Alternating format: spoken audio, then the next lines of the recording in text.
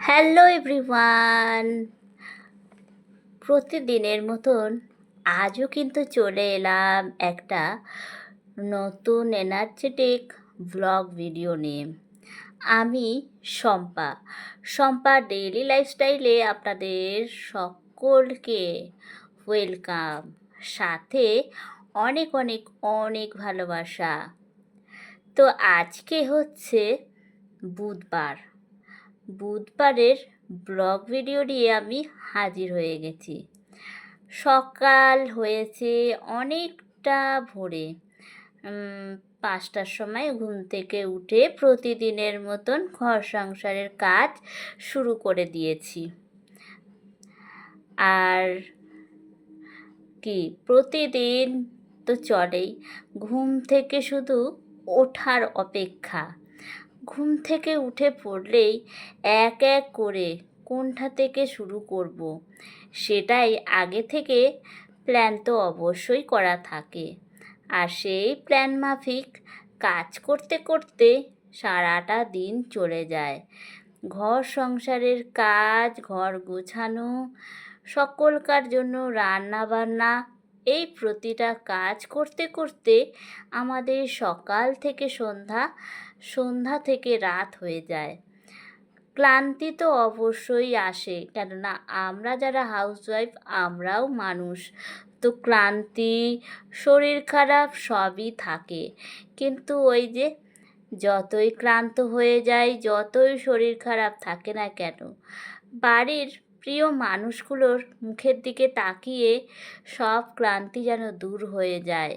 কেননা তাদের সমস্ত পছন্দ অপছন্দগুলো যে আমাদেরকেই মাথায় রাখতে হয়।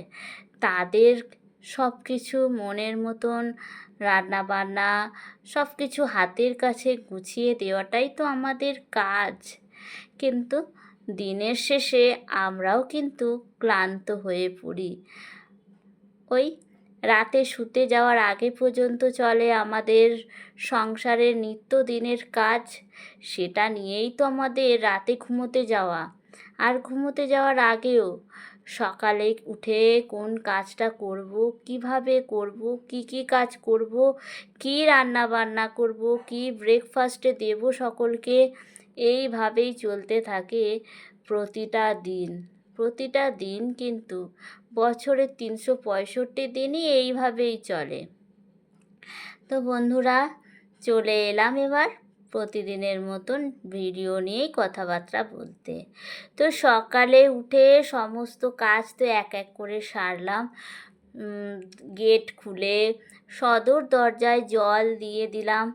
তারপরে কিছু বোতল ছিল, সেগুলো ভরে নিলাম আপনাদের সাথে কিছু মনের কথা বলতে বলতে। ওই যে বললাম, আমারও তো থাকে মনের কিছু গল্প কথা, সেটা তো আপনাদের সাথেই শেয়ার করি প্রতিটা দিনের ব্লগের মধ্যে দিয়ে।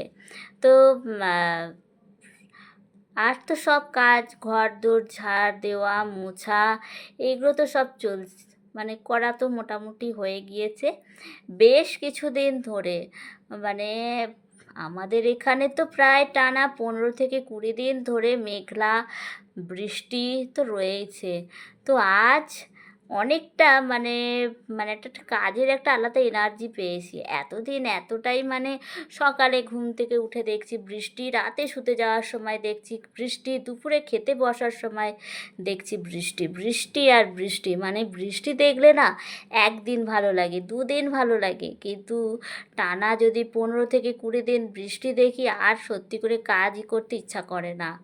তো আজ সকালে উঠে দেখলাম ভালোই ঝলমলে পরিবেশ, কাজে অনেকটা এনার্জিও পেয়েছিলাম। বেশ কিছুদিন ধরে না জামা কাপড়গুলো ছিল, কাচাই হচ্ছে না। রোজই ভাবছি আজকে কাচবো, তার মধ্যে বাড়িতে হচ্ছিল মিস্ত্রি দাদাভাইদের কাজ, তো কোথায় মেলবো, এদিকে রোদ বৃষ্টি। তো সব কিছু মিলিয়ে ঝুলিয়ে সকালে দেখলাম বেশ ভালোই রোদ, আলাদা একটা কাজের এনার্জি পেলাম। তো সমস্ত জামা কাপড়, আমার ঘরের পরা জামা কাপড়, বাইরে কিছু কয়েকটা পরেছিলাম সেই জামা কাপড়, হাজব্যান্ডের ঘরে পরার জামা, বাইরে পরার জামা, সব একসাথে ভিজিয়ে দিয়েছি।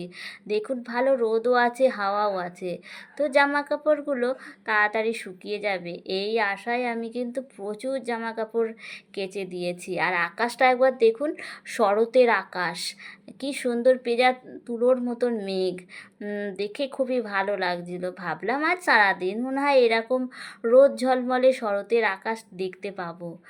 তো যাই হোক, সেই লোভে লোভে তো প্রচুর জামা কাপড় কেচেওছি আর সব টান টান করে ছাদে দড়িতে মেলে দিলাম, কিন্তু মেলে শুধু জাস্ট নিচে যেতেও পারিনি, তার আগেই কিন্তু আবার বৃষ্টি নেমে গেল। কি অবস্থা বলুন তো বন্ধুরা, মানে কখন যে বৃষ্টি হচ্ছে সেটাই টের পাওয়া যাচ্ছে না। ঝলমলে রোদ, এদিকে দেখছি কিছুক্ষণ পর বেরিয়ে দেখছি যে বৃষ্টি হয়ে গেছে।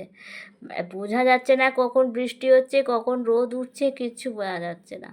তো যাই হোক, আজকের পরিবেশটা কিন্তু অন্য দিনের তুলনায় অনেকটা ভালো ছিল, আর সেই দেখে কাজেরও অনেকটা এনার্জি পেলাম। একেবারে স্যাঁতস্যাঁতে আজকে পরিবেশ নয়, খুব ভালো লাগলো পরিবেশটা। আর পরিবেশটা এরকম দেখে মনটাও ভালো হয়ে যায়। তো আজ হচ্ছে গুরু পূর্ণিমা, তো সবার আগে গুরুদের মানে নিজের গুরুকে প্রণাম শ্রদ্ধা জানাই। আর আমার বন্ধুদের সকলকে গুরু পূর্ণিমার অনেক অনেক শুভেচ্ছা, আর সাথে আমার তরফ থেকে অনেক ভালোবাসা বন্ধুরা। তো আজ যেহেতু গুরু পূর্ণিমা, তো হাজবেন্ড বললো যে আজকে আর ভাত খাবে না,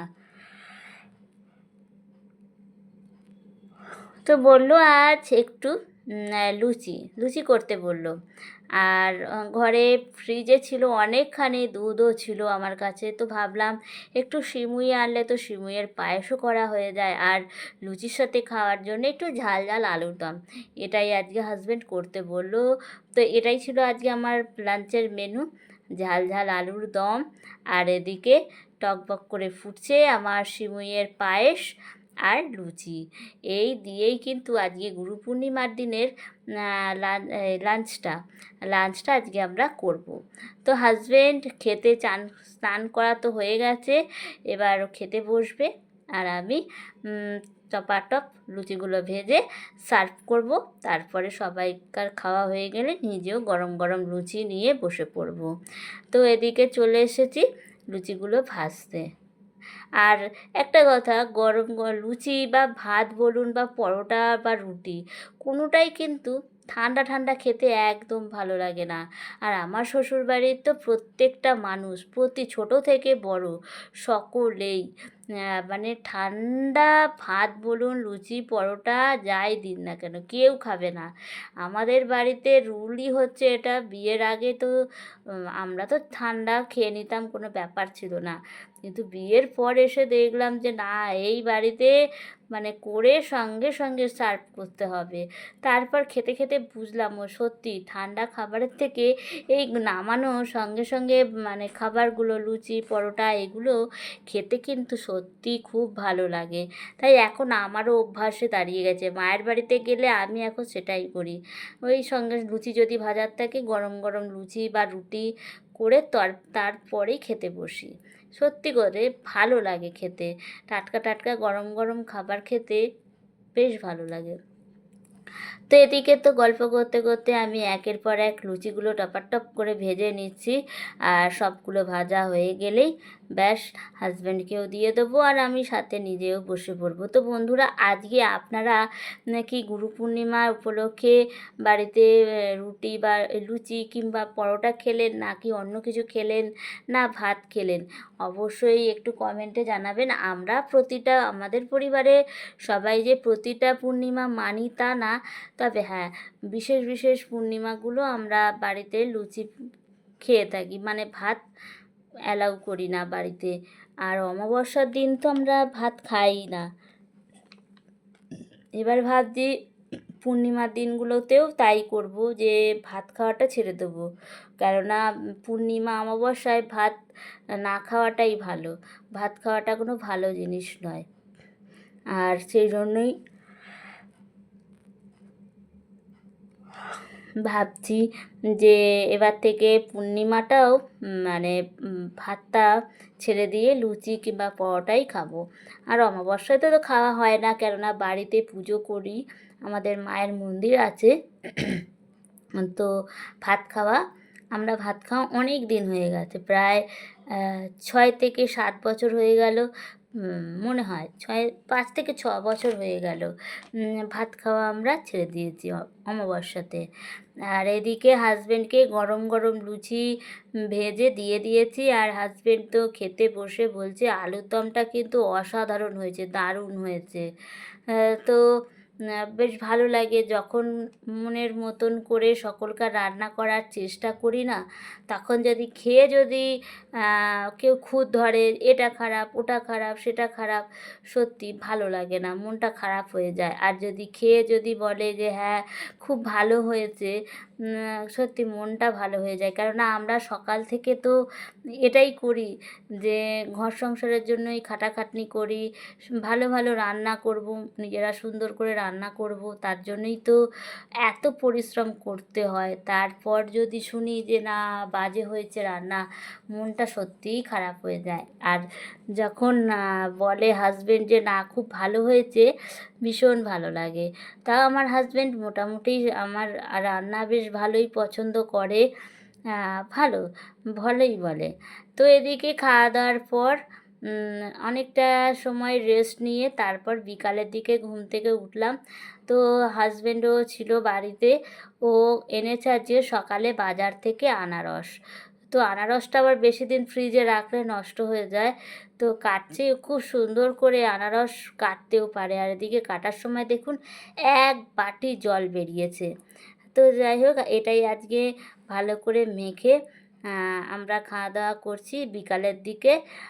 শ্বশুরমশাই শাশুড়ি মাকেও দিয়ে, ননদ ছিল পাশে, ননদকেও দেওয়া হয়েছে, দিয়ে এবার আমরা দুজনে মিলে আনারসটা গল্প করতে করতে খাচ্ছি।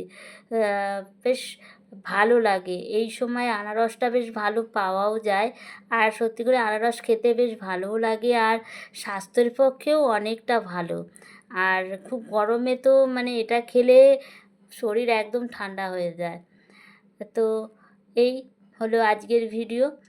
সকাল থেকে যতটা পেরেছি আপনাদের সাথে ক্যামেরা অন করে শ্যুট করেছি, আপনাদের সামনে তুলে ধরলাম।